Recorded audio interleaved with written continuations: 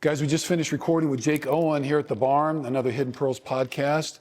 Jake is a country western musician out of Nashville, and we are here in Nashville. He was good enough to come see us. Multiple gold and platinum albums. He's got 10 #1 hits. And he just recorded his 8th studio album. It's called Dreams to Dreams. It's a really different vibe though for Jake, and so it's a little bit different in this stage of his life. It kind of represents a look back at some of the things he's gone through over life and where he is, kind of growing up, maturing, being a father, a lot of those kind of things. And so I encourage you, it was very exciting to do it with him. He did a great job. Just a couple of the themes, then I'll check in with you afterwards. A lot of it is about not being afraid to go after and be in search of yourself. Just there's recognition that as we age and we grow and things in life happen, there are these portals in life that come to us. And we're kind of either forced or we get to step through them. Sometimes we have to re-examine who we are and what we want at that stage in our life. So I thought it was really great on all those kind of things. And I think the other thing for me, and listen for this, is just the power in which Jake talks about trusting his intuition. Time and time again in his life, he faced a crossroads and had opportunities to go a couple different directions. And he really has the ability to listen to that internal voice. So anyway, Jake was great, and it was really fun. We had George on with us, and so George was in on a Zoom. Those guys golfed together, so we had a little yuck with all that kind of stuff. But anyway, I do hope you enjoyed the show. Let us know what you think. Thank you. Action! You want to join me, George? Let's do it again. 3, 2, 1. Action! All right, there you go. Welcome. This is another edition of the Hidden Pearls podcast, taken at the Barn. It's a pretty exciting one for us as we are here. Thrilled to have country music legend Jake Owen with us. So very excited about that. Jake, thanks so much for being here. Glad to have you. And we have on, joining us from Zoom, we negotiated with his people to allow him from his podcast a little exclusion to join us. There you go. So George is joining us via Zoom.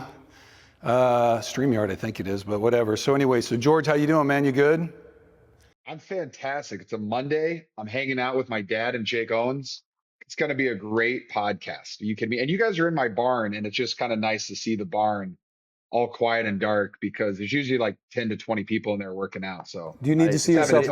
I did get a good view of this place. It's pretty sweet, man. I mean, knowing that I'm pretty close to you as far as a neighbor goes here, you know, there's no reason I shouldn't be just working on these triceps. Hey, the gym's open for the boys. You want to swing through?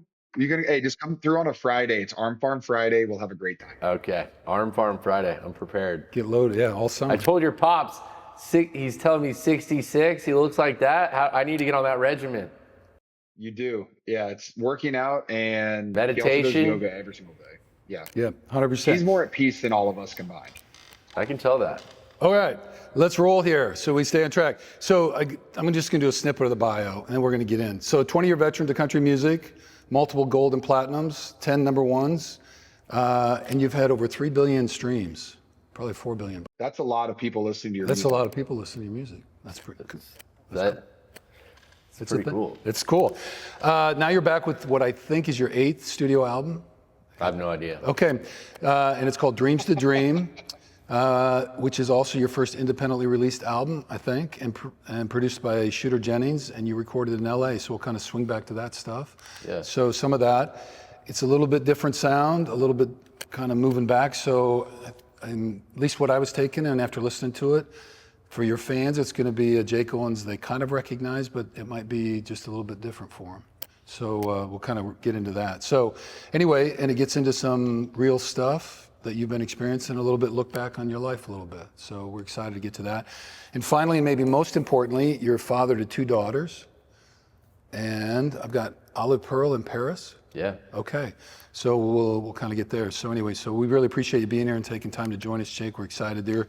This is kind of our 3rd-part series. We did Casey Beathard and Adam James, kind of the songwriter side. And so we've been kind of just talking about Nashville life and really a dive into that kind of creative life, and Sounds hard as hell, because like the stories, like Casey was there 10 years before he cut his first thing, or like 8.5 or something. So spent a lot of time washing dishes at the Bluebirds. So anyway, it's pretty cool. So, well, we can't start because we got Jake on, or George and Jake on. And so we got to talk about golf and the Tennessee Golf Club first to rip right into it. So Jake, your story is about chasing dreams and some paths not taken. And for you, it started with a dream of being a professional golfer, is what I've heard. And so pretty good at golf. That door kind of closed on you in a way, and it turned into country music. And that, of course, worked out pretty well. So just checking in, what are some things you love about golf, and what are some things you love about George's golf game? As you guys have gotten to golf, I think, at the American Classic, and then you've hit a few times at the Tennessee Golf Club. Well, George's swag on the golf course is first and foremost probably top notch, right? So I think your swag. I do a good job with that. I think your swag is better maybe than your actual golf game, maybe. And It is. It has to be. is. But I'm a very average you have golfer. to have good, swag in order to play well. So you're on the right track. But I started playing golf at a young age. My dad was incredible player, and as any kid wants to do, I have a twin brother, so we both wanted to just make our dad proud, and he because he was so great at golf, and it was kind of known regionally and locally, like everywhere we went, it was like, your dad's Steve Owen, he can Really play, good. Yeah. So it was always like trying to be as good as he was, and he was very supportive of myself and my twin brother growing up. And I just don't think I ever loved it as much as he loved it for me, which is kind of what made me kind of take the path of music. It was something that he couldn't teach me how to do. Right. Like, it was like, if we went and played golf on a Sunday afternoon or something after church, it would turn into like going home at like 4 or 5 o'clock with like myself in the passenger seat of the car, like quiet, because I was frustrated I didn't play well, because I wanted my dad to be able to go home and be like, dang, Jake shot, 200 par today.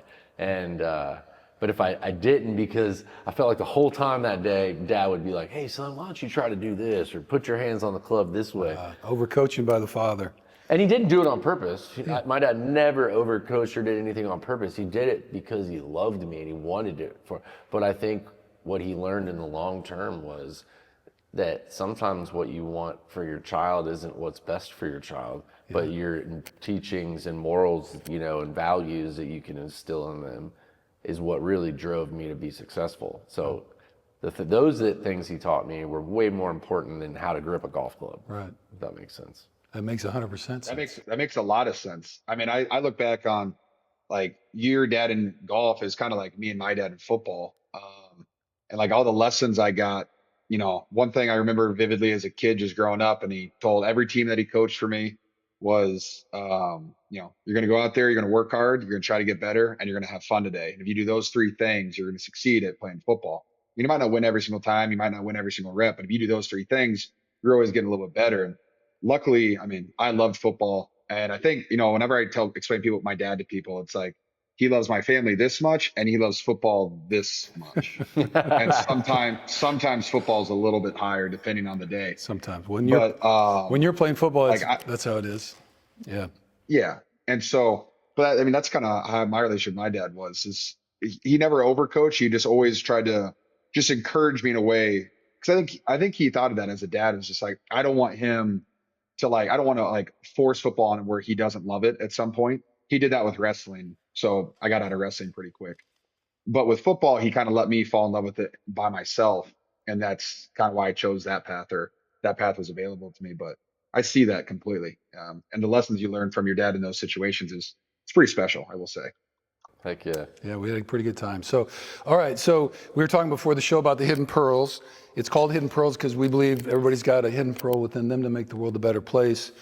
And I know George pretty well, but Jake, we were talking a little bit before, and when I explained that to you, you said, well, I've got a hidden pearl inside me.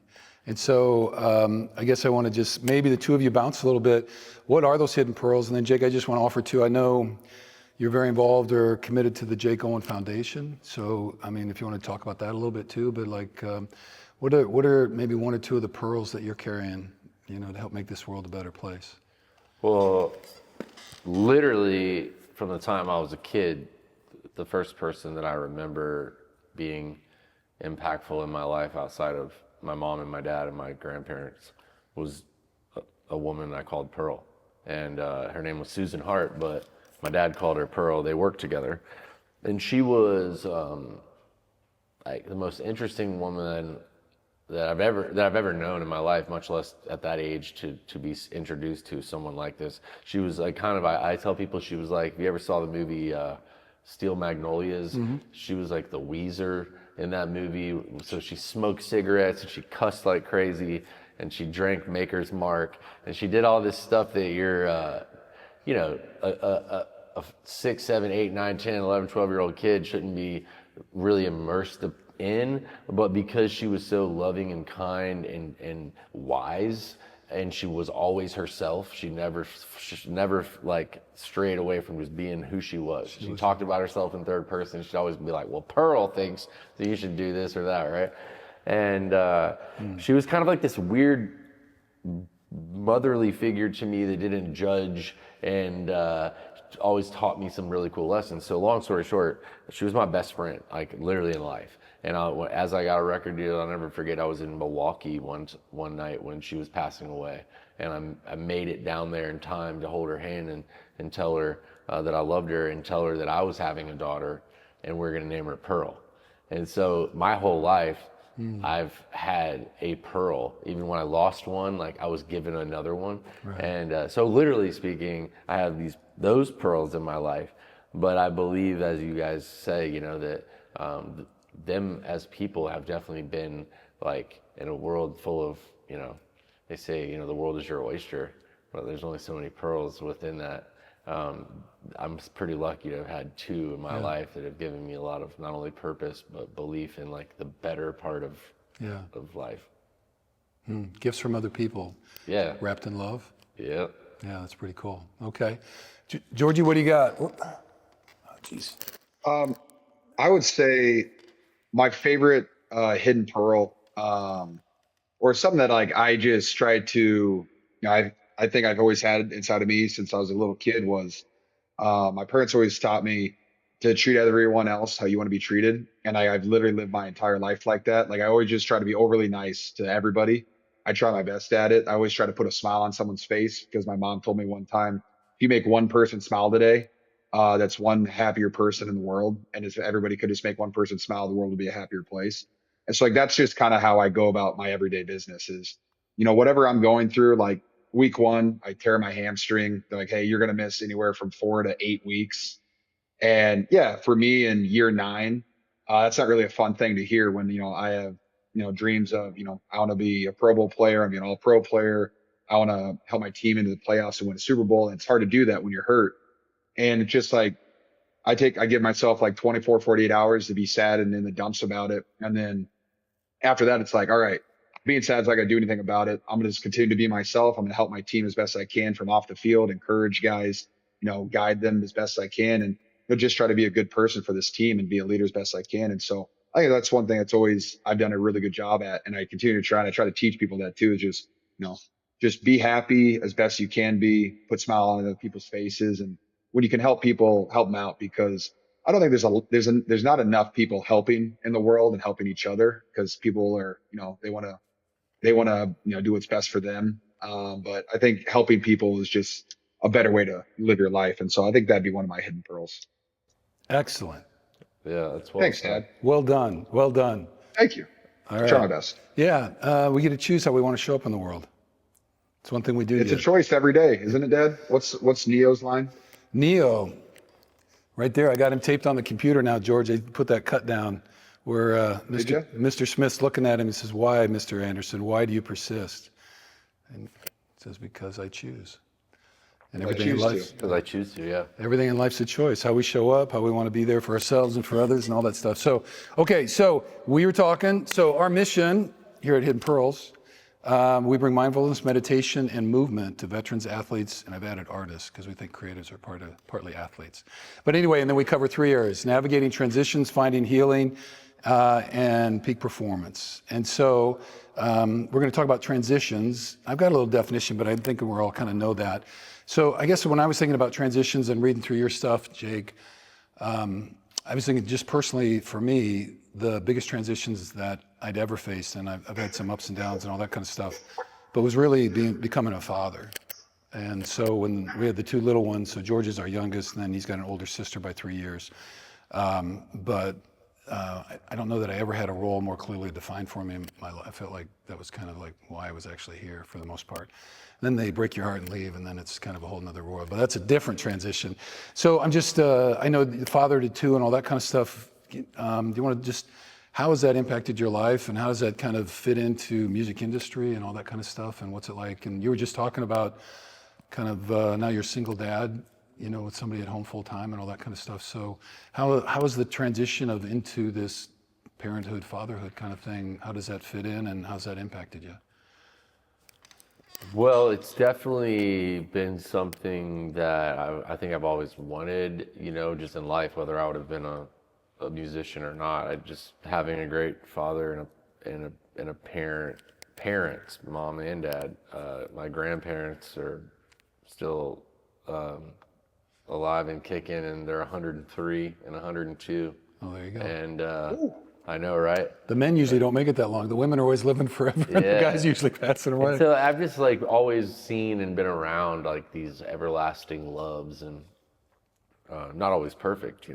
I watched my parents a lot growing up, not always have things figured out, but they figured it out together. Yeah. And so for me, having children and having a relationship kind of dissolve, even though we're still great parents and co-parent together, we have a great relationship. I definitely have thought sometimes that the industry and what I'm doing has been maybe a culprit to the decline of my love life or family life.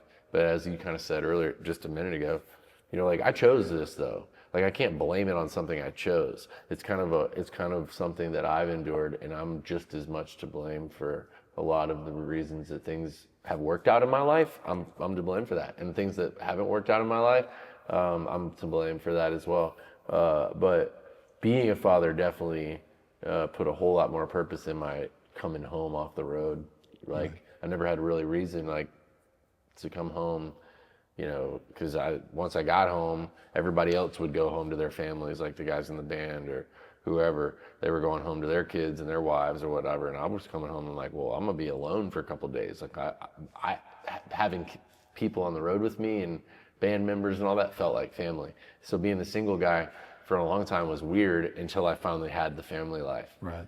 And then you go through that, speaking of transitions, you have it and you're this is what I needed to make this whole crazy dream world circus feel real. And then when that goes again and you're back to being single again, it's a transition for sure that's definitely interesting getting used to. Yeah. All right. Well, that's how life is though, right? It just keeps rolling new kind of things over the years as it comes to us and all that kind of stuff. So, well, all right. Well, let's jump into the album a little bit, Dreams to Dream. And just thinking about transitions. And so I guess when I was listening to the music and looked at the lyrics and all that kind of stuff and just kind of heard the story about the way in which this whole thing came about, it seemed like a period of transition for you to some extent, and like you're trying something a little bit new. So the title for the album comes from the title track of the same name. And so I guess the one thing, I really liked the title track, that was great, the Dreams to Dream. And so we're all about visualization and dreaming and all that kind of stuff. So why is dreaming so important to you? And how did it lead up as to the title track? And actually, I've got a little bit more on that one. And so I was just kind of curious about why that one became the title for the album. Well, I guess your first question was, why is dreaming, important to me? And because I believe that our life is a dream. I believe we're living is this dream that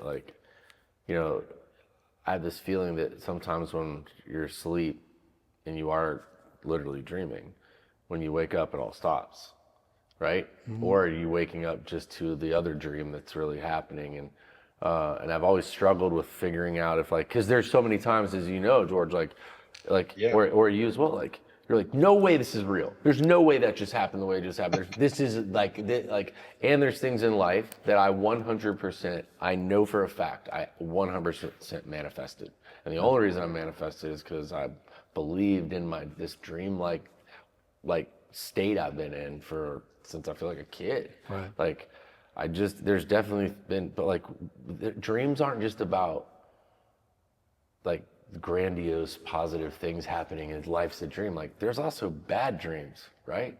Like you also can wake up sometimes and you just had the worst dream ever and you're like, what was that? Right. But we've also lived these moments, man, like through, not to get off track here, but like there's like moments that are still in my heart throughout this career that I've had, like being on stage October 1st in Las Vegas, you know, when 59 people died because that guy, I was standing on that stage and like, that was a bad dream, a dream that I feel like there's no way that was real.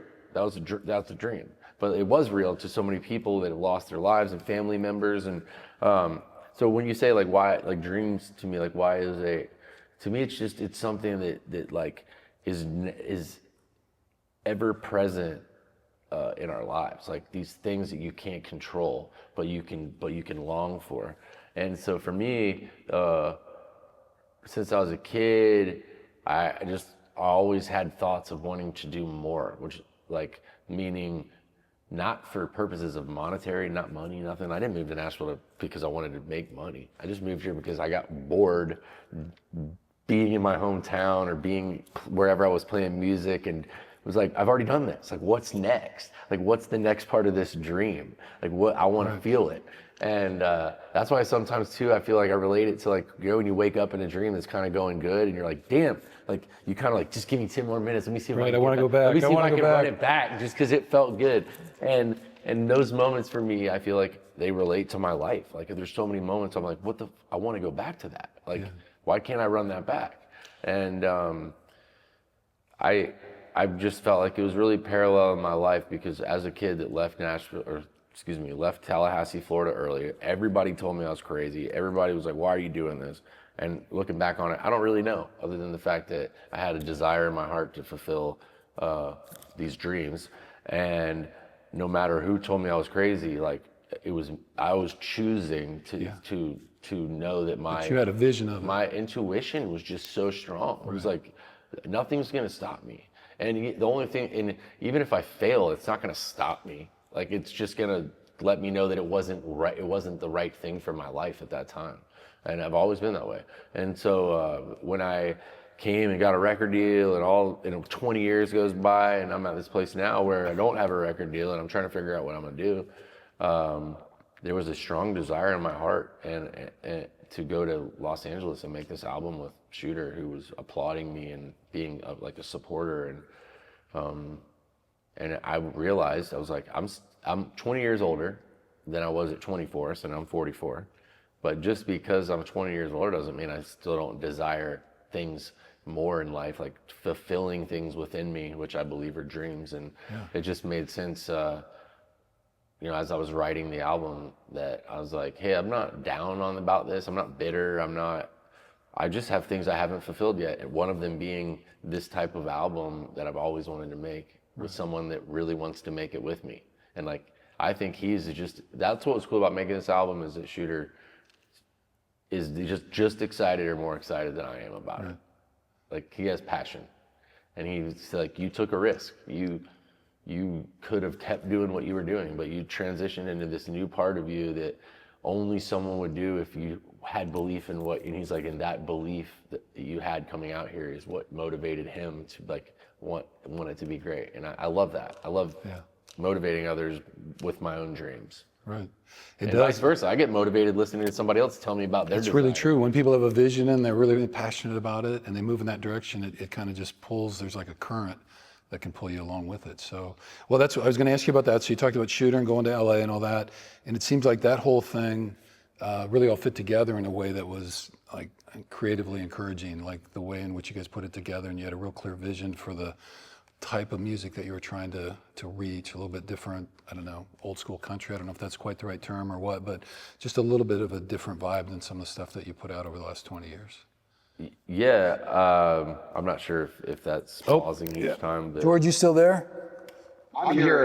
I'm recording on my screen. You guys are. It's all right. Okay, well, Okay, I if you just see it know. go, just remind me and I'll tap it. Wait, I have a quick question for him though. Yeah, go. 'Cause speaking of dreams, one thing like you listen to you talk about dreams, isn't it like kind of crazy how I mean like when you're 18, 20 years old, like your dreams, like you think that like this is what you want to do, and then the new dreams that just come, like the longer that you live and the more experiences that you make, like the new dreams that come in that you never even thought about when you were growing up or like when you were first getting into the industry. Because like for me, like my dream was to play in the NFL, and then once I got to the NFL, it was like all right, well, now my dream is to win a Super Bowl. My dream is to be a Pro Bowl player. And then your dream is to have a family. Your dream is, it's just like how the just keeps growing and growing. And you just got to give it a little bit of life and a little bit of love. And those dreams and they come to fruition. And Bruce always talks to me about, speaking things to existence. And so like the day before games, sometimes like I'll just sit in my bed going through the game plan and like I'll visualize each play individually. And like in my head, I'll visualize like the craziest circumstance that could possibly happen on any certain play. Like, yeah, you catch the ball, you break 8 tackles, you run 75 yards for a touchdown. I'm not saying any of those things have exactly happened, but But how I've many done a times couple has it crazy. happened where you're like, oh my God, I saw this Yeah. before it ever happened? Yeah, and it's just such a crazy experience because like, I've had multiple, I've had like 5 80-yard touchdowns. And like the day before, I remember like, God, I'm just this play right here. I'm gonna cut and the safety's gonna miss and it's gonna be 80 yards. And then the next day it happens and I cut and safety falls over and I score it from 85 yards out. And I'm standing in the end zone like, I was thinking about this last night. And it's just crazy how like when you visualize it and you speak into existence and it happens, you're like, all right, shit, this speaking thing into existence thing that this works, and I just got to keep chugging on. I got to keep working at it. I got to keep visualizing, and just but like I said, there's just the dreams continue to grow, and you don't even know what they're coming, and then all of a sudden, Nick, you're living in that new dream again. I think that's you spoke on that so well, and it made me think about dreams and all that stuff. So that was But I think thank you it's for bringing. important too to acknowledge that everything you just said is so true, but it's also true from the negative sense. You, Yes, if someone or yourself gets in the habit, the same way you can get in the habit of speaking positive things into existence, if you get yourself in the habit of speaking negatively, a lot of negativity can be brought into existence. And so, well, your mind starts to believe it and your body starts to believe it, and then you start projecting the energy that creates that reality. right. Like there's a vibration that gets sent off. Yeah. And you got either vibes that are carrying you up or you got vibes that are like swallowing you up, and they can go either way. And that's wherever your focus and energy go, that's where your life is going to spin. No doubt. Yep. Yeah. damn straight, Bruce. Damn straight. Okay. Let's see. How about a thing on growing up? There was stuff on that. So way back when, the 2011 Barefoot Blue Jeans was about never growing up and never slowing down. And there's a quote. When did you graduate high school? 2012, baby. No way. You were a senior, basically junior in high school when Barefoot Blue Jean Night was out. And we were listening to that shit. I'll tell you that. We definitely were. Yep. It's funny, Oklahoma, man. we were listening to that stuff. I don't Baby. feel that was like banging. it was that long ago, but I definitely like it was a cool moment in my life for sure. Like that was a transitional moment of my life. 100%. I mean, that whole album, right? Because Yeah. that one plus 3 others, I think. I had a couple before that I never really, I had some like decent success. Like, I mean, if you were in my hometown or you were my mom, like you may have known that I had a song out, but like to the rest of the world, they were kind of like, man, Right. And then when the Barefoot Blue Jean Night album came out and I had that song, it just was like, whoa, okay, here's the guy from the beach who makes these kind of songs. And I was telling someone this earlier though, too. It was kind of a tough spot in a way to be put in because as great as it felt to finally have like awareness of who you were and like somewhat of a brand identity. Yep. It also became something that you're like, okay, like, do I really have to adopt this and be the beach guy for the rest of my life? Like, am I got it because I'm from Florida and I've got long hair and I like, and this song worked? Is that what everyone's gonna want from me for forever? Yeah. And so that was an interesting thing to get used to as well. And I'm grateful for those times in my life. But I feel like I've kind of found a way to somewhat navigate my way out of just being that. But did that kind of brand or image swallow you for a while? I wouldn't say it's like swallowed me. I would say like it gave me like a pretty cool platform for a while Yeah. to do things, and it still does. Like being the beach guy, like, and not trying to get ahead of us or anything, but No, we can come back to the idea of like my foundation that you talked about and stuff, and our weekend. It's called the Flamingo. Like, there's a lot about my life and like the way that our music projects on the road that feels happy and fun, and it's like all inclusive. The more of y'all, the merrier, right? And a lot of that stems from that kind of Florida carefree type of vibe for sure. But I just felt like I was getting to the point where even like because those songs worked so well for me, like when it was time to put a song out at country radio, like if I put one out that was more serious or something that I really wanted to say, like this album, like I would get a little pushback, like, well, that's not the guy that we want, though. We want the guy that is that from the industry or from fans or both, maybe? I think mostly from like the music industry side of it, and it makes sense from a business standpoint. Sure. It makes sense that Jake, people would this want works. more of something that works. Right. Right? Like it's not, people don't encourage you to take risks. Right. They kind of want Let's ride this until it stops. Yeah. And the problem with being a artist or a creative is that once you've painted a picture, like the dude, you know, that paints Mona Lisa. Like, what else are you going to do? Like, are you going to paint it again? Like, why? That's the reason Mona Lisa's cool. There's only one of them, and it's on the wall, and you can go there and see it. But like, I don't know. I just feel like I've always been bored with doing the same thing over and over. So wherever we're going with this conversation, because I get bad ADD. It's okay. Well, what I was going to say is that anthem is about never growing up and never slowing down. And there's a quote in here about that you have grown up and now you've kind of slowed down in a way. So I guess I was just kind of getting to that a little bit about who you've become, you know, from that image of that song. And so this album is a little bit of a reflection on kind of growing up and slowing down. I think it's funny, George, like I reference this a lot to people. Like I reference football with my career. And I think of myself as a guy who's been in the league for 20 years. Imagine being in the league for 20 years. Like anybody would be like, that's a Hall of Fame style type like career. Right. But in our world, like 20 years is just like, oh, cool, 20 years, you know, like whatever. Like you could have 10 number ones, you go to 10 Pro Bowls, and then all of a sudden, like I'm off the record. I kind of, you know, left the record label or whatever. And it's like, I don't have other teams calling me right now because they really, really want me to run the ball. Right. You know what I'm saying? Sure. Now, am I sad about that? No. But it's a very sobering reality that it's okay. Like when you look back at your career, George, and you hit a point where maybe you're like I don't know how to put it, like, because nobody ever wants to feel like they're at that point in their career where you've done a lot of great things and you're like, well, like in the music business, it's this idea that like you keep going, you just keep going, like you're die on the road, like Merle Haggard or Willie Nelson, who loves music and will just do it forever. But there's also this thing too, the feeling of like being proud for me about what I've already done and wondering like, okay, what's next? Not necessarily out of music, but like, how do I just keep building part of my career without always thinking that the next thing needs to be another Super Bowl? Right. Like it's like it's okay that there's younger kids getting drafted that there's more exciting every year there's a whole batch.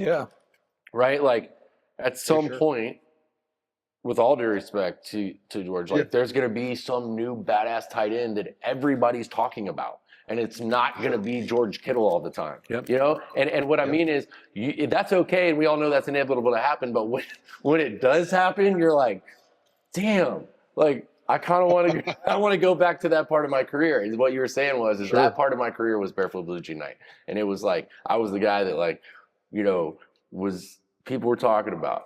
And, being now 20 years later is a beautiful part of being an artist because I'm just matured. I'm like, I now can sing songs from a mature standpoint that if I would have sang these same songs then, it would have not made the sense that it does now. The same way that if I would be singing those songs then about, whoa, I'm never gonna grow up as a 44-year-old man right now, people would be like, why is this guy trying to be young? Why is he trying to stay young?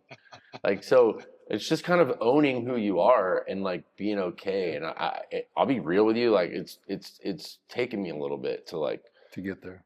yeah, it's not that I think I'm cooler than anything, but like I'm like, whoa, like all that shit people talked about, like one day you're gonna look in the mirror and like you're gonna see some gray in your chin or like in your hair a little bit, like you're like, oh, this isn't stopping, like this is happening. And so being okay with it is what has Oh, there you go. has taken me a little time to get used to transition That's a into, transition thing. especially in a vanity type of business where, for us at least, like you want to, every night you're out there, you want to look good, you want to perform well. You don't, because I've been in plenty of concerts where I'm like, man, I don't know, man, they maybe should have hung this up like 2 years back, right? You've had that Sorry, feeling? yeah. Not me. I'm Oh, saying I've been to concerts where I'm like, or somebody else. why are these people still doing this? Oh, I got you. Yeah.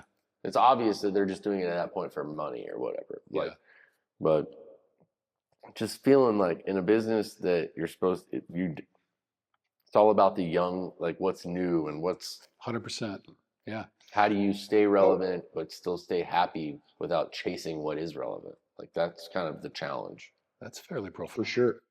Do you one thing that Bruce always tells me after every season, he goes, look, because the thing with football is like the seasons, they're coming no matter what. Like every August, football camp has started and you got to be ready for it. But after every season, he always reminds you, he goes, hey, take a minute and just appreciate the cool ass shit that you did this year. Whether you win or whether you lost, like if you put together a great season, like take a moment to appreciate it. And like you, like when you come out with a sick album or you have an awesome tour, it's like take a second to appreciate it. And like, yeah, life's gonna come and like people are gonna move on from that season. People are gonna forget about those seasons. But like you yourself, like you have to take a moment to enjoy that because like you did it. You went on those tours, you sang in all those venues, you put out bangers, like you were in front of those crowds. Like that's how I feel. Like I look back and like I didn't win the Super Bowl in 2019 or 2 years ago, whatever it was, or like 4 years ago, we went to the NFC Championship game. And like, not a lot, like, no fan will talk about that, but my memory of it, like, I had such a blast that season. We started like 2-4 or 3-5, and we somehow find our way in the NFC Championship game. And we upset a 1 seed in Green Bay. Like, I look back on those with the fondest memories. I'm like, that shit was awesome. And no matter what, like, yes, the next season's coming and I got to get ready for that. And I'm not going to linger on it, but you got to take time to just appreciate the cool shit that you do because like you did it and it's like it is fulfilling. And yeah, we're gonna move on to the next thing, but take a second to just sit back and appreciate the cool shit you do before you then move on to the next thing Winning because in Green Bay it's awesome. in January was awesome. Oh, I Oh, bet. that was my The favorite games of all snow, time. We beat the 1 seed in 20. Lambeau Field, and it was 13-10. It's one of the grossest games ever, and we Yep. somehow find a way to win. So great. Like that's fantastic, and I'll never forget that. I still have Jake. This is funny. I like to collect things. Like I'm a hoarder. I love collecting stuff. But after that game we beat in Green Bay, Green Bay does their own special water bottles that like to have in the locker room, for you to drink at halftime or pregame, and they all have a Green Bay logo on them with like a special like Wisconsin water. And I just I took the bottle home with me, and it's in my closet. And every day I look at it, all I say, I'm like, yeah, that playoff game was so fucking sick. And it's just there for me because because that was just one of my favorite memories of playing football. Like just a gritty, grindy game, wasn't pretty. But you find a way to win with the boys, and I like to look back on it every once in a while and just actually really appreciate it. So Yeah. you got to appreciate the old stuff, and we're just gonna continue trucking along and making new stuff and making new memories. Yeah. That's So great. wrapping transitions up though. So a couple things is one, they just keep coming at us because that's the nature of life. One, appreciate the things that you do have or have enjoyed and be grateful for those. And then I really liked what you were kind of saying though, that you almost have to give yourself permission, like this evolution and the stage is you're in it now, or you're coming to it, or you're, stepping through that portal. And sometimes we have to give ourselves permission to fully kind of embrace that new us. Because I just remember that transition for me was like at 45. When I hit 45, I realized I'm not in my 30s anymore. Because you feel good, you're doing all that shit. And it's not quite your 20s, but it's pretty cool. Now I'm closer to 50, and you're like, it's like, okay. Like I get I remember I told someone earlier, I won't name names, but I remember being on tour when I was like a 23-year-old kid. So 20 years ago, I'm now 24. So I'm 44 now. I just remember being out with this guy, and I'm like, we were sitting on the bus. I'm like, how old are you? And he's like, oh, I just turned 43. And I remember being like, in my mind, like, damn, that seems old, dude. I know, man. I was like, at least I got 20 years ahead of me before I even think about getting to that age. And then all of a sudden, I'm like, whoa, I'm now the Holy guy shit. that young kid is going to be on my bus one day and be like, "How old are you, Jake?" Right. And it's again like none of this is to say that I feel old or I feel finished with what I'm doing or anything. No, but It's just about acknowledging the reality of of maturing, of being wiser. Like I'm proud of myself too. I know we were talking about sobriety too. Like 4 years ago I decided it was just better for me to stop drinking because I just want to be a better person. And like I don't know that I would have made that decision when I was 26 years old because yeah, I was it's I tough. was a fucking idiot. And like it took having kids and making mistakes and doing things that I don't want to do ever again to make me realize and quite frankly blessings that I've been given to just like try to be better. Yeah. And for me, that's what's cool. And I love what you guys are doing, with this and encouraging mindfulness and being better. And because as you said, George, there's enough negativity out there. There's enough There is. negative shit. Well, that's a perfect transition to healing. We'll go to stage 2 then, so we'll keep working ahead. So healing, and I won't read, I have a little definition, but I think everybody gets it, but it's kind of about the process of moving us, and it can be physical, spiritual, energetic, psychological, all that kind of stuff. And so, it's a process about that. And then part of it is too, as we heal, it's about integrating that experience into our life in a way in which we don't get triggered by it, and it shapes then who we are, and we can make something positive kind of out of it. So you just mentioned your sobriety. I think, if I have this right, September 16th, Yep, 17th. 17th. Okay, 2025 was your 4-year anniversary. So congratulations on that, because that's a big deal. And so we're all about Yeah, working with these. I didn't. I don't think I ever really had like a drinking problem. I just wasn't like a good drinker. And I was at the golf club where George and I are members over there, and it was a night where they were doing a benefit for Waverly flood victims at the time, and so it was a great golf tournament during the day, and they had quite a few of those like little bars on holes, and everybody's like, "Here, take a shot, whatever." And I remember like the first or second shot I took, I was like, "Oh, this isn't good. Like I'm gonna be hammered tonight." But I was like, in my mind, I just remember thinking like, "Well, at least I'm at the golf club. At least I know these people. At least And I kind of made it okay for myself to get like wasted, yeah." And then that night. I played with Drew Holcomb and his wife Ellie, who are like incredible people and utmost amazing musicians, and they just like Drew and Ellie carry themselves in a very classy way and I did not. And it was embarrassing. Like it was my first time ever being around them, and I'd never, and to this day, like that's the only time I've ever been really around them and played music. And even though Drew, I know I've told him 100 times at the golf club when I've seen him, I'm like, I'll be like, "Hey Drew, man, I'm 4 years. I haven't had a drink since that night." He's like, "I know, Jake. Like you're fine, dude." But I still think that part of like this point in my life is I'm still trying to prove to myself and other people, which I maybe need to let go of a little bit, but like I've just I'm constantly trying to like make up for times that I feel like I've let people down. Ah, okay, And so it's a mission for me. okay. Yeah. Well, that brings up, well, okay. One, it's great to accept responsibility, right? To own it. Yeah. Because, and then there's a little piece in there where we're going to talk about the healing is we can't change parts of our life unless we are aware of it and then we accept it. And then we can figure out, okay, here's where I'm at, and I don't want to be where I'm at. It's like we said, the good and the bad, it's all because of our choices. And Yeah. so when we can kind of get to that point, and a lot of people never get to the awareness point, they just keep rolling on. And so if we can kind of get to that thing. So it's great. I guess the only thing I was going to say is maybe a little bit of grace and self-forgiveness might work too, though. You don't have to carry it forever. Like that's like with our vets and stuff. I won't even go into all the stories, but like a lot of it we talk about, like sometimes you just got to set that backpack down.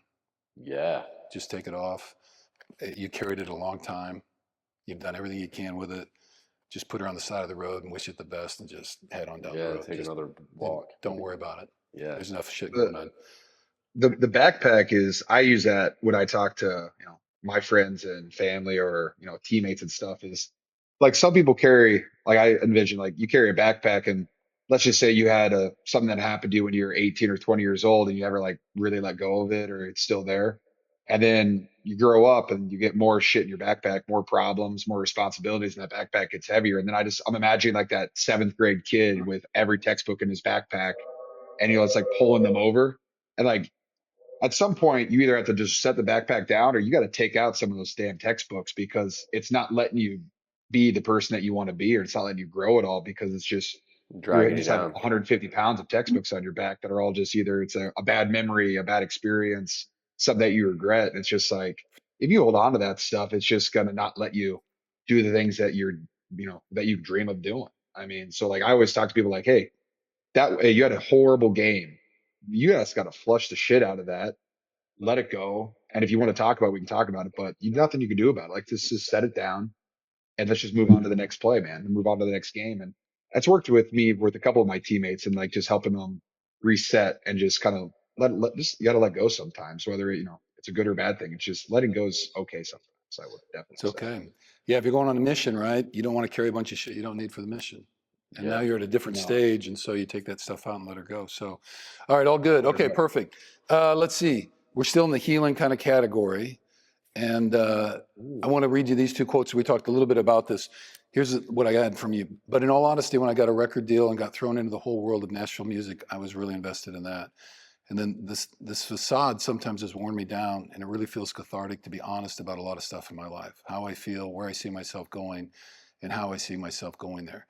So the question, I kind of mentioned this to you, is like following your heart, like what's really creatively alive for you and all that kind of stuff, and then juggling that with the industry of country music, which seems really overwhelming. The more I hear about it, it seems really tough. And so just like in that process, and so this album, at least listening to it and what I've heard you say about it, feels like it was this, and you going to an independent release, working with Scooter and doing it in LA. I mean, that's a lot of different ways. That's not the normal country music Nashville way to do things.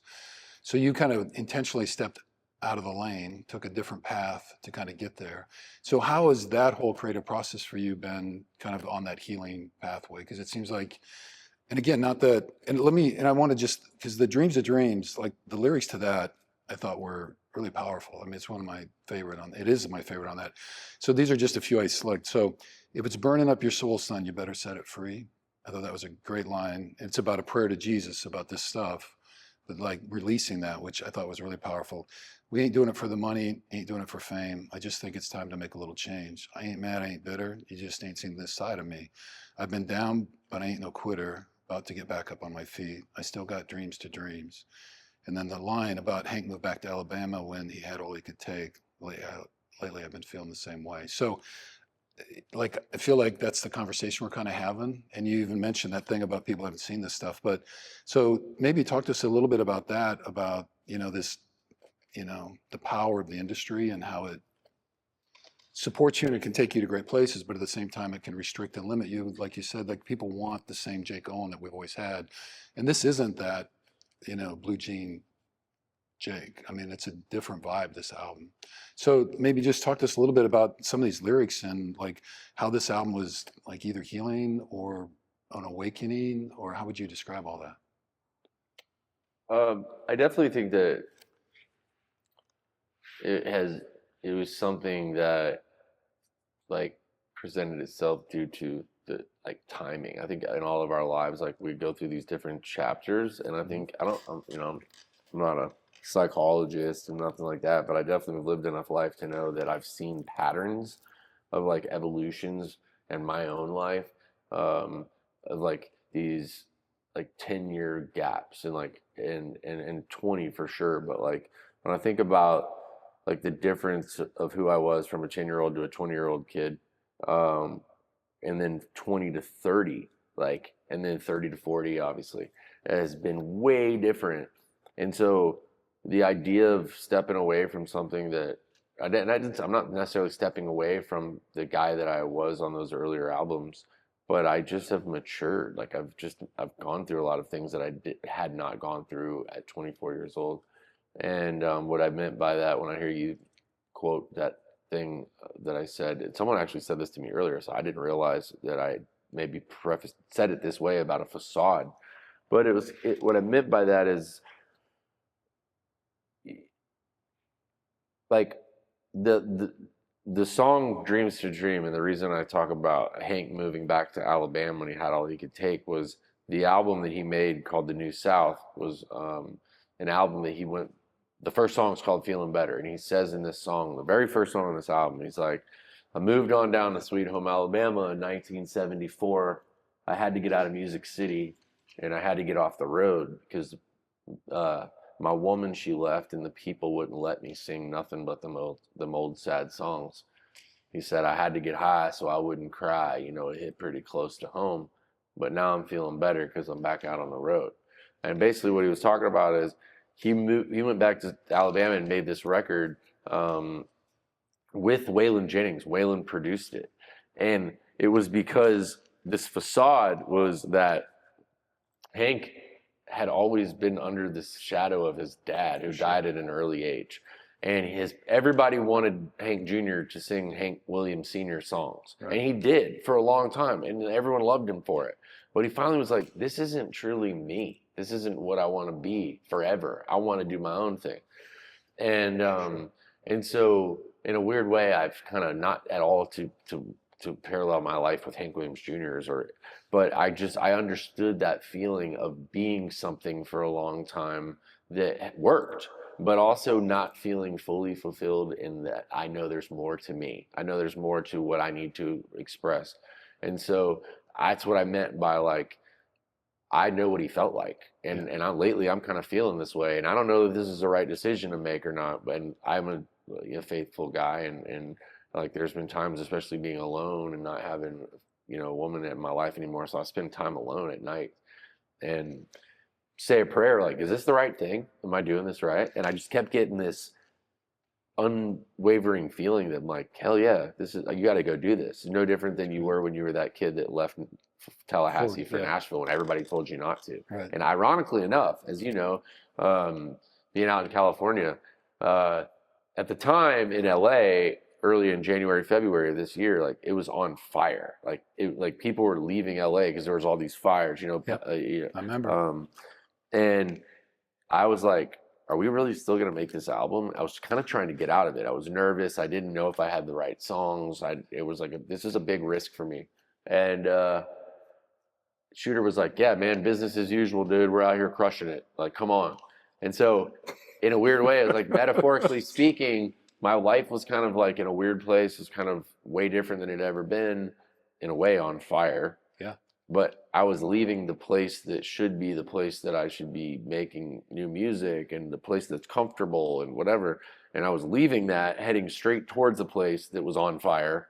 Yeah. And like I realized in that moment, like when your life is up in flames or when you're going through a lot, like you can't, like a friend of mine wrote a song called You Can't Get Around What You Got to Go Through.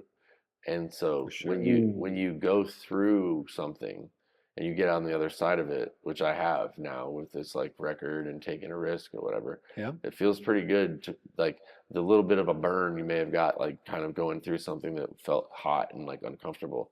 Like on the other side of it, you're like, I endured that, like I can do this. And there's a fulfillment to that. And that is why I got to where I am now. Just like I needed it. Like it's fulfilling for me. Yeah, and we get stronger when we do it. Doing hard things that we're uncomfortable with just make us better. And then it gives you clarity too. Like you might have made this and go, that wasn't quite my thing. I mean, I did this, but maybe go a different direction or whatever. So, but you don't know if you just sit back and be comfortable. It's funny too, because being a golfer, and you know this too, George, like as a kid, going back to that guy that was pissed every time my dad tried to micromanage my golf game. Like if I was playing golf on that Sunday I mentioned earlier, like after church, and I'm on a par 5, man, I got 245 to the hole across the water lake. My first instinct, George, is to rip a fucking 3-wood at the green because that's just who I am. Like, I'm not laying this up because if I lay it up, I can, maybe make the comfortable birdie or, you're not going to make any worse than a par. But that's boring. Like for me, I always was the guy that was already grabbing for my 3-wood, and I'm looking at my dad, and he's like, "God damn," like he's pissed at me, and like my dad was always pissed that I wanted to go for the green, or in life I wanted to take the risk, because to me, if you hit the green and you make eagle, it feels so much better than making par, which is what's expected. So like, Fuck yeah. I George, like, Fuck yeah. fuck yeah, I love that's do you know what I mean? Like Get anybody, the like, 3-wood. yeah, I love it. I could play smart. I could, the George, worst we got to I get could a make is 3-wood par. up in here But in the I'll be barn. honest, I'd rather make a double bogey Right. knowing that I took a chance because like the eagle would fulfill me way more than a double bogey's like whatever. Like, but like if I make a par because I played like a bitch, like excuse my French, and I No, don't mean no, that you're in good. any negative way towards any, but like No. if I just then like so did the guy behind me in the tournament too that's trying to not mess up. Right. Like to me, like the Yep. only way you win is by seeing something that no one else is gonna do, and like you take. That's why my favorite people in life, like Tiger Woods, or like just like people that believed that what they were about to do was gonna happen. And I believe, like when I watched people like Tiger Woods play golf, or you watched, any like Tom Brady play football, like he just made things happen because I feel like he believed it. Right. And you can't make those things happen by just hoping it's going to happen. Like you got to just go for it. So anyway, that was a long, passionate example as to why I wanted to take this chance and make this album, because I'm never laid up. Like who knows? Like this record, I took a big risk. I took the 3-wood and I went for the green, and I feel like I made birdie. Like I didn't make an eagle, I don't think, but I like made birdie, and it's a good hole to put me on to the next one. Yeah. But at the same time too, like I don't know that like it will get the hurrah that I needed, but for me it did. It's fulfilling. Right.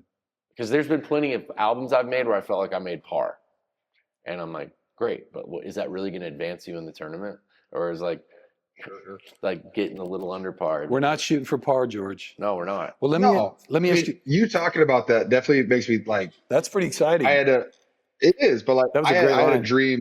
I've had a dream my whole life playing football. I was like, when I have the money for it, I'm going to build a football field and a training facility at my house, and I'm going to have people train with me every single day. And that was it was a dream. Was it a risk to put a shit ton of money into an entire training facility? And hey, are people going to show up and train with me, or did I make this giant field for no reason? And now I have 10 to 15 guys that train with me year round. And of the 10 to 15 guys, 13 of them have been in the league now. I think we're all going on years 7, 8, 9, 10, 11. And do I attribute, some of the guys' success to a great work ethic, being around guys who are like-minded, people who want to go out there and succeed, guys who want to push it? And I do. Like, I don't I'm not saying I take credit for guys having great careers, but there's a lot of guys who, when they started training with me, were like on a rookie deal, and they're on all these 1-year deals. And hey, now, one of my favorite players is Owen Burks. He's a linebacker. He won a Super Bowl with the Eagles last year. He played with the Niners for a couple of years. He was with the Packers for 4 years. And he told me, Larry, this offseason, he was like, there's a reason all of us are going into years 7 through 12. It's because we all show up, we all work really fucking hard, and you've provided us a place to like come together and kind of push those, push each other and push for our dreams. And I fuck with that so heavy, man. Why would you lay up when you can always go for it, man? Yeah. Why lay There's up? no reason. All right. On these lyrics, let me ask you this one. What about this part about I've been down, but ain't no quitter? Were you feeling that you've been down a bit, either in life or your career? Totally. I mean, like, I know no man on earth, and even the people I admire the most, that haven't found themselves getting a little down on themselves. But just because that's when you have to, like, look yourself in the mirror, slap yourself, and be like, no, man, you're not doing this. You're not that guy. Like, you've seen other guys do this, and you're not going to do this to yourself. Yeah. And so that's what I meant by that in that line. It's like, yeah, I've been down. Like, I'll be the first to admit things. Like, I have tons of insecurities, man, about like in life. Like, I'm okay. Like, I'm a human. Like, anybody that tries to tell you they don't have things that they're insecure about or whatever, like, then you're not really being true, because we all do. So I found that, 100%, like, yeah. I'm not. Even though I can get down on myself, like, I can't allow myself to buy into that. So it was like, I'm not quitting, man. We're glad you didn't. Okay. That's kind of the healing. I had a few more things in there, but I want to honor your time. So I want to jump into kind of our optimal performance stuff. So we're just going to kind of transition a little bit. Okay, George? Yeah. You good? You go for it, dude. This is good shit, man. Okay, so this is our third stage. So I might read this one just to give us, so this refers to the highest level of accomplishment or ability an individual or group can achieve in a specific task or activity. It's about operating at your best, utilizing your full potential, and consistently exceeding expectations. The state is often characterized by a sense of flow where one is fully absorbed and engaged in the activity leading to optimal results. It includes maximizing your personal potential, consistency. It's not a one-time event, but rather consistent level of high quality output and effort. And it's more than just results. While results are important, peak performance emphasizes the process and includes personal growth, learning, and the development of skills along the way. That fit? Wow. So that's the image that we're thinking about. So performance and assessment, and we were talking about you got to kind of know where you're at, and then where you want to go. So like in this world, I would think most people look at your career and they think, here's a guy that's been performing at a really high level in optimal performance. I mean, you've had 10 number ones and all the records and all that kind of stuff.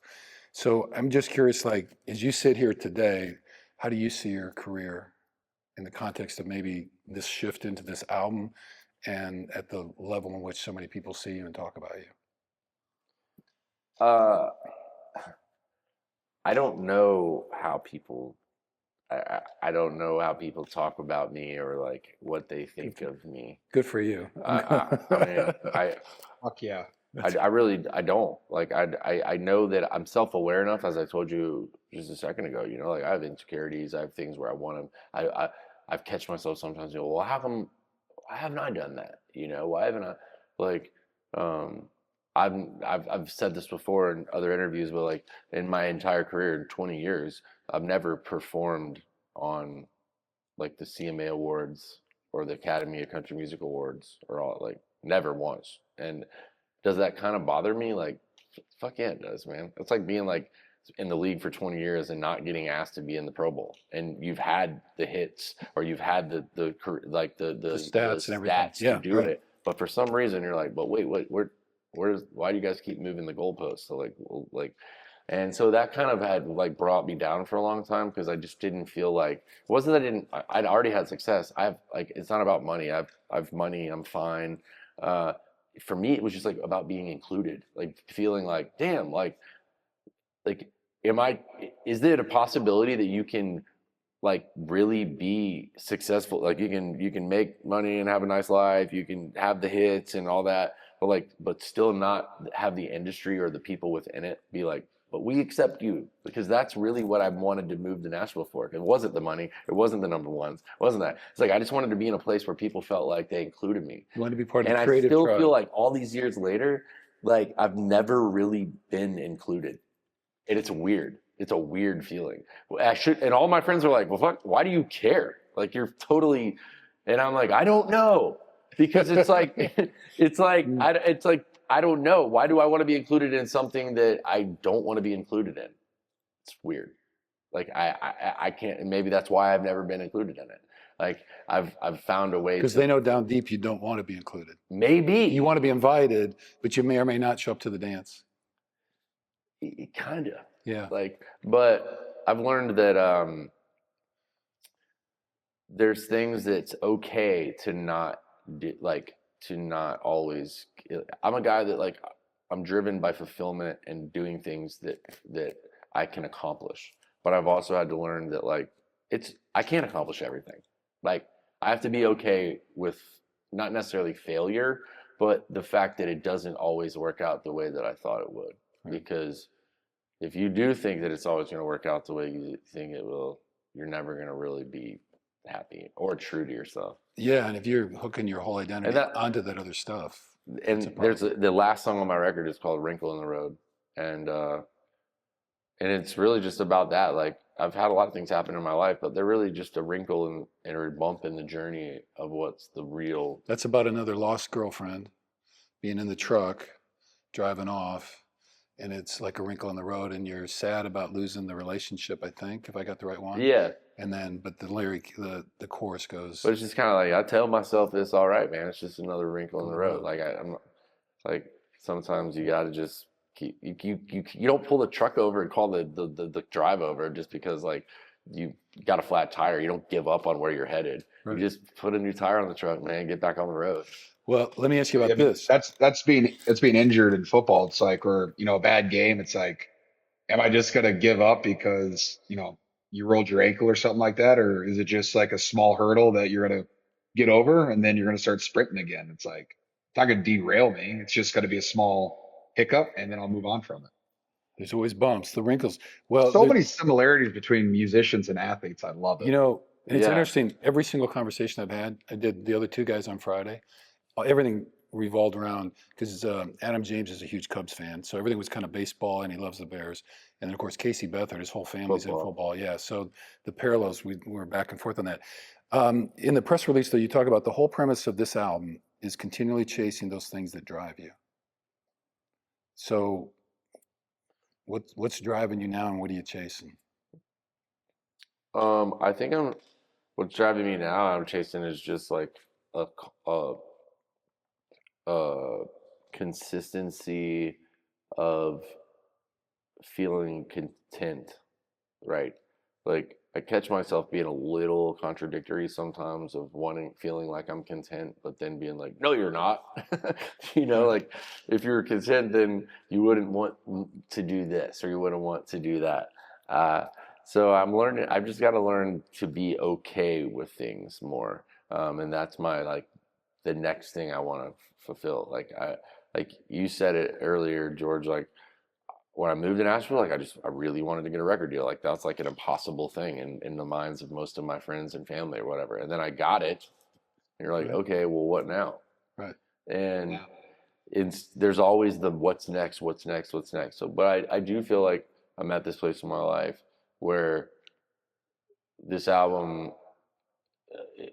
kind of allowed me to tell a true depiction of like where I am in my life. I told someone earlier that I think that when my kids who have no idea, like my daughters have no idea, like the emotions and like the feelings I've had as a full grown man, they don't deserve, like they don't need to know that right now, like at their age. But I think when they get older, this is like the first album that I think like they're gonna listen to of their dad's catalog and be like, whoa, like dad, I know how dad felt. And then they'll be like, and they're gonna be like, I remember those years, like I remember that. And so I really feel good about knowing that like they're getting an honest side of me. I feel good to myself, like that I can listen to it and know that like it's true to me, because it's allowing me to get to that place. I'm telling you, like being okay with where things are, and just being like, well, what's next? Like, let's see. I don't know. I think that's an interesting thing about contentment. Oh, poor George. There you are, I'm bud. here. Sorry. It's like finding a peace at wherever this stage in life is with all the different nuances and chaos. And yet it's still okay to like aspire, but it's just like not over yearning, like letting it eat you. You know what I mean? So it's like I'm at peace with here, and like I didn't get this or this hasn't happened. And so it's not like eating me up, but yet I still have goals and aspirations, and I'm still like things I want to do, and I still have my dreams and all that kind of stuff. But it's just like carrying it in a way that doesn't overwhelm, like takes all your energy instead of just being in the present moment. Yeah.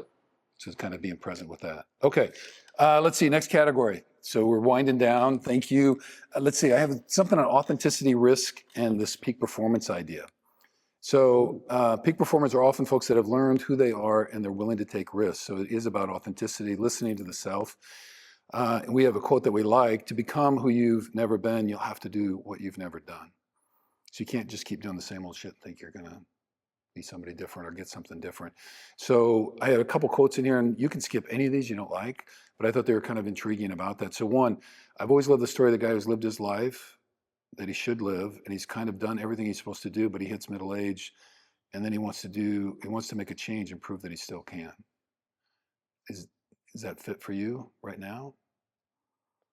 Yeah. I mean, I just think I said this the other day in an interview as well that I'm just, it's for me. Like I don't have to prove anything to anyone else. Like my dad and my mom have said that to me. They're like, you don't have to prove anything to anyone else. Why do you feel like you do? And I was like, I don't.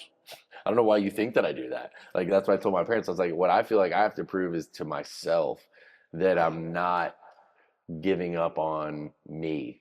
Like because I catch myself doing that. Like from the time I was a kid. Like whether I was good at golf, like my dad knew I was, he wanted me to do it, but I was like, man, I don't like this. Like I kind of gave up on something I was really good at, but I did it with the desire to do something else better.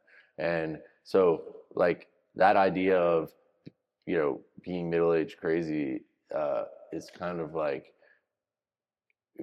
everyone hits it when you get to, whether they will admit it or not. Like you hit this point where you're like, what am I doing? Am I trying too hard to be this rock star guy? Am I being a good enough dad? Is the reason I'm separated from my fiance, or this the reason that my marriage doesn't work out is because I put this stuff as more importance? Like, I don't know. Like, but I definitely am trying to always be cognizant of that and just be, you know, better about it. And I think being that whole middle-aged crazy thing when you say, is that parallel to my life? Like, I just think that I'm at a place where it's important to me to figure out how to be the better version of myself, which is really what we've been talking about this whole time. Right. The only competition you're in is with yourself. Yeah, I'm not trying to prove to anybody else. Like in the mind of my family and my parents and all the people I wanted to impress anyways, I did that shit like 20 years ago. For sure. Like now it's funny, you would think after all these years, my parents and my mom would be like so happy for me. And I think they're worried more about me now than they were when I was like 23. Really? Yeah. Because I just think they're like, well, he's done all these things he said he was going to do. And now they're like, is he at that place again where he's going to go off into this world where we don't know what's next for him? Like, because they've seen me do it. Right. They get worried about the uncertainty. So, well, then here's the last one I had for you. Sometimes you need to get outside what's comfortable, what people think you are or think you should be, and take a risk. And so I think we kind of chatted about that. Is there anything else in that category? Do you have more risks coming up that you're going to take? Not really that, are calculated. I mean, like, I don't like the risks that I take are usually because they present themselves and it's an opportunity in that moment to go, do I do this right now or do I not do it? And that's a real risk. And somebody that like calculates a risk is like, that's just planning for something. Like Right. A real risk is in the moment, like split second, knowing if it's what you're meant to do or not. So is it taking a risk not to lay up and hit over the pond? Yeah, but that's in those moments. Like I think it's kind of like George said earlier. Like you can try to manifest how you think the round of golf will go or the football game, and you can. And there's those moments that it works out the way that you think it will. Yeah. But there's also those moments that present themselves. You could never in a million years fathom what's going to happen in that split second, right? But you're proud of yourself when you look back and you go, whoa, the decision I made in that split second moment to go left when I thought the guy's going right, and that's what allowed you to make an 80-yard run, like, is where you're like, I'm proud of myself in those moments where I was like, I don't know what I was doing in there. I have no idea what I was doing, but I made the right decision based off my intuition of knowing what was right. And so that's, I guess, back to the idea of reminding yourself that, hey man, you got this. Like it's a constant desire to remind myself that what I'm doing is right and not let yourself get down. And because my granddad's like that. He's 103 and he's just grateful for each day. And for sure, you can't, he always said, and I'll leave you all with this, is that my granddad always said, like, you really can't be grateful if you have a bitter heart. And so getting the bitterness out, which we can all get. Got to release it. If you don't have that, then if you can truly be grateful. But my granddad's like, until you get rid of bitterness, you'll never truly be grateful. All right, there's some peak performance. So I guess I had two questions left, if we're okay. We talk a lot about mindset here, and we've done more of that. And I guess, do you have like a practice or anything that grounds you to kind of keep you focused and like looking ahead, like setting goals, or like, and then, I don't know, physical routines? We talked about meditation beforehand. I know you might have dabbled with it, but I don't know about that. Or are you a workout guy? Like, what do you do to regulate and stay balanced and all that kind of stuff? How do you keep your mind right? That's what does keep me intrigued at guys like y'all, that it's like you every day, what you're doing is working out and like it's staying on this regimen because it's what keeps you at peak performance. For me, I go through different phases. Like I'll go through the most hardcore 2-3 years of like working out, being shredded, whatever, and then I'm like, okay, I'm not gonna do anything for like a year or 2 years. And I've kind of been in that for like the last year and a half or so, right, where I have stayed healthy, and but I just got away from like I'm gonna get jacked and lift weights every single day. Like I would just find something different to stay healthy with. Right. And those kind of things keep me like otherwise, like I said, same with music. Like I get bored where like Wednesdays are leg days and Thursdays Right. just aren't. You know, like You have to change it up in order to keep it going. yeah, I've Yeah, just I got you. always been that way. So for me, like that's that's just who I am. I Yeah, can never do the same thing. all the time. So, okay. All right. Well, good. Well, we talked about hidden pearls. So, I guess we always close with a little notion about what have you had any recent experience that really gives you hope about the world? Yeah, that's a great question, actually. Um,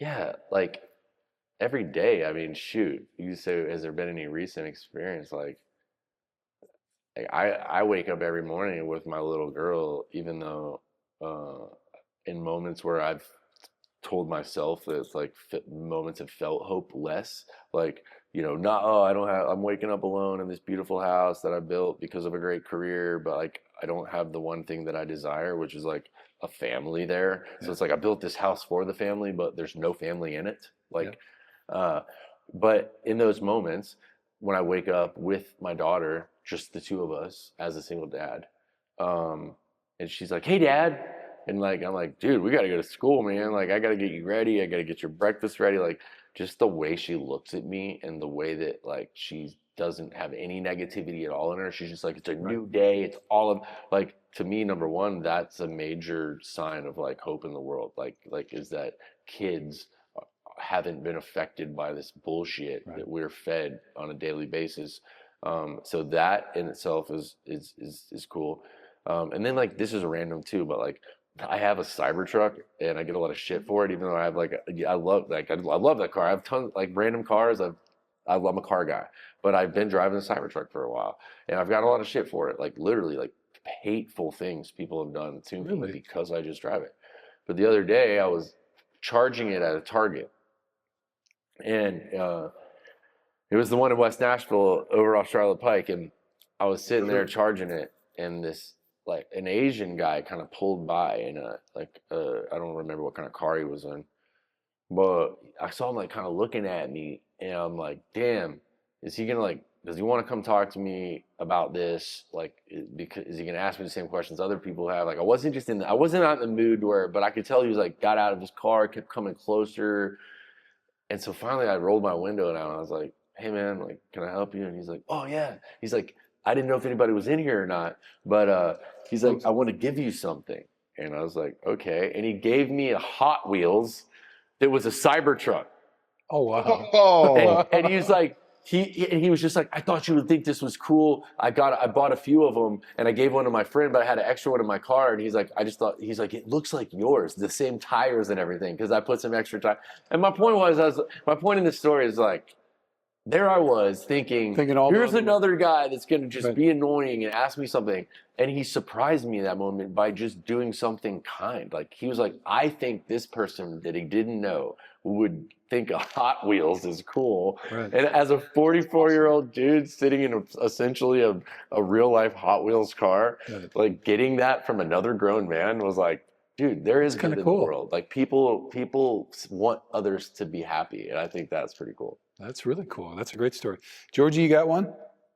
Yeah, you talk about Hot Wheels actually reminded me of this one. Since I've been on IR, I've obviously had more time. Like I'm not going to games, I'm not traveling, so I have more time. And what's given me the opportunity to do is like there are other guys that are on IR that, well, I'm friends with them at the facility. Like I don't hang out with them usually outside of work. And so I've been able to have like guys on the team, some offensive linemen, some linebackers over, and we've been building Legos. And here's one of the parts of it. We're building the Eye of Sauron, the tower. Okay. And so this is what I've been doing with my off time. And I've just been able to hang out with like people you wouldn't normally hang out with. I know this thing's fucking sick. This is 1/3 of it, by the way. It's like a 3 foot tall Lego. Dude, my little girl has been having me build Legos with her like They're the every night. best. And the way they like do the booklets with the instructions, like you got to be yes. careful, bro, because if you mess up one of those and If you move on, you can go. If you get the wrong one in the wrong spot, yeah. they don't fit together like But you forget how putting Legos together can really, really bring you back to like some simple childhood dude. stuff. It's just fun because like I like with football for me, it's like football's a very stressful thing. One, like there's hundreds of people in your building that are counting on you to succeed and to play at a high level. just for their jobs. You have the fantasy football coaches who are in my DMs every single day yelling at me for not having enough yards, not having enough touchdowns. I have the gamblers, the guys who are betting on my stat lines who are mad at me for not getting enough catches, enough touchdowns. But you You have chose this, the George. talking heads. You have the talking heads that are yelling at you, your team's not good enough. Um, but like taking 30 minutes to an hour, like every couple days a week, just to sit down and build a Lego, like just kind of makes all that go away for that hour. And like I always find just such a like a calm in the storm every time I just sit down and build Legos. And it's just so nice. And being able to do it with guys I wouldn't normally hang out with too has been really fun for me because you build a new relationship with people that you might never have had that relationship with. So that's been my hidden pearl or my thing that's made me pretty happy about life recently. Very good. I'll close with honestly the 3 podcasts I've did since Friday. Bro, anytime you want to get together and just build some Legos, man, let me know, dude. Let me just show you this. This came in That's the the mail one gift we get him today. every year for his birthday is a big Lego. So I fell down I'm a huge Lord of the Rings guy. I rewatch them all the time. I just found this one on eBay, the Helm's Deep Lego. Wow. It, Oh, it came out in 2012 and I found it and I cannot wait to build wow. this bitch. I am so excited. Like just building Legos again, just completely, because I mean, like I have tubs of Legos from when I was a kid. Like that was my favorite thing to play with.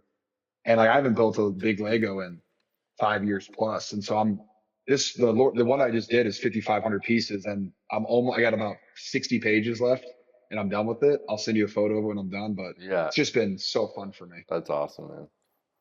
Well, cool. All right. I was just going to close with the 3 folks that we've had a chance to talk through out of country music here in Nashville. It's been the human side of the industry has been like really hopeful about how people care about people and trying to change their lives and have invested their life into writing music and like the anthems and like all of us have different playlists that represent different parts of our life and the power that music has to not just heal and to unite people and to bring people together.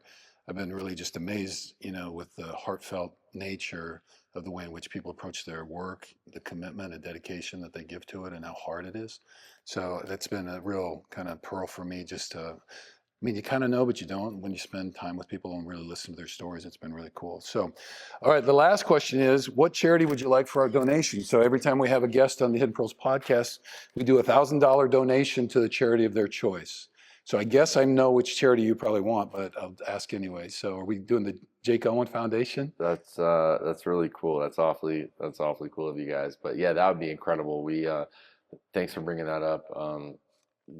Quickly, this is our 15th year um, putting on what has become the Flamingo event each year in our hometown of Vero Beach, Florida. Yeah. And we started with St. Jude Children's Hospital as the major beneficiary, and it's grown into like 35, 40 different beneficiaries, everything from Boys and Girls Club to Habitat for Humanity to Autism Speaks um, scholarship foundation for kids. We have letters of kids that we've sent to college that are now doctors and lawyers, and really it thanks to Keith actually too, my manager years back saying, you really need to change what your mission is. It's more about you're helping people all over, like in the places they call home. And that became our mission. So we are able to do things all over. I built a splash pad here in Kingston Springs over in the park for kids, which I didn't even realize. I did that during 2020 when everybody was kind of off the road, and it gave a place for these kids in this local area to go in the summertime with their families. Yeah. That doesn't cost them any money, but they can take a few hours and have fun. And the parents have come and told us like, "Hey, thank you so much. This has given us so much." So anyway, every bit matters, and it all goes to a great cause. And appreciate you guys doing that, and not only giving us that, but just acknowledging it and bringing light to it is a big deal. Well, great. Well, we will. I'll check the website. I'm sure there's a donation thing on there. We'll take care of that. Yeah, JakeOwenFoundation.org. Yeah, that'll be great. So we're glad to do that. All right. Any final thoughts? Anything we didn't get to that you wanted to? No, you guys are awesome, man. I always thought you were pretty cool, George, just from, seeing you and knowing you. But I got to say, like, your pops I see where you get it from. Bruce is the man. He's like Dumbledore and Gandalf wrapped into one guy. That's all right. All right. Well, I He's appreciate a that. wise old wizard. I will see you on Saturday, young fella. So I'll see you soon. So, well, Jake, thank you I'll see very you on much for being Saturday, with baby. us. Thank you, Appreciate it. guys. Georgie, thanks for joining us. Really, Of course, that was a blast. it was always Yeah, really good man. to I have hope you, you're man. feeling good. I'm actually driving. I got to leave at like 4 a.m. with my dad tonight Oh, wow. to drive to Chattanooga because Peyton Manning reached out to me a couple days ago and was like, "Hey, you want to come play golf with me on Tuesday morning?" And I was like, "My dad's in town, so I'm gonna go do that." He's a special dude to be around though. Oh, like, he's in the fun. times Yeah, that- Peyton is amazing. tell him we said hi. Yeah. Dude, he's an amazing guy. I love Peyton. I'll share some stories with you some days about him. The sheriff. So, all right. Well, there you go. Well, there's another wrap of the Hidden Pearls podcast. Thanks for joining us. And Jake, thanks for being here. Thanks to the manager who's hovering, ready to roll. And we appreciate him being here and watching our time for us. And George, we love you very much. And we'll see you. And let's go Niners. All right. Thank you. See you, dude. Bang, bang. Thank you, guys. See you, Jake. Cut. Play golf. Cut. Guys, that's the Jake Owen podcast. I hope you enjoyed it. A few of the takeaways that I had from it, and I really enjoyed doing that. I will be honest with you, I was a little nervous going in with Mr. All the number one hits and all that kind of stuff. And I'd really never met Jake, so it's always a little bit different to do it that way. But Jake was great. It was terrific to have him in person. So a couple of things I heard. The one I really loved is about grabbing the 3-wood and going for the green.